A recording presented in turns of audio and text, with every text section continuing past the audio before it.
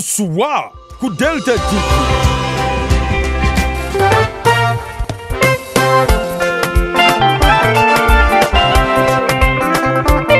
Buli lwenzo kukakumacha kyensoko kulowoozaako abeera music owaffe owakadongo kamu. Amma mutabani ono kaagaana nga nkuwa kitooki kiri.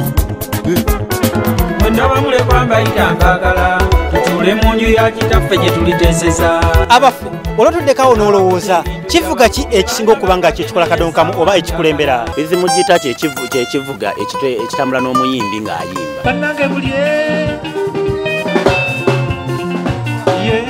nga bwe munywa.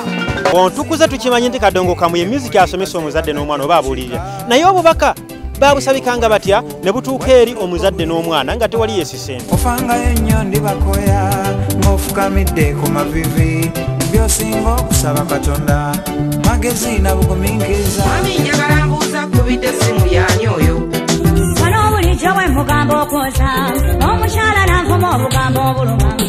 Buli lwa Sande okuva ssaawa 10 paka ssaawa 11 saagala osubenga pulogulaamu yo ebbinu lya kadongo kamu wano ku Delta TV nange Mubiru Smart. Kali akabinja kakuyita Isa Masiya n'abaseviniisidde baabo wabbali.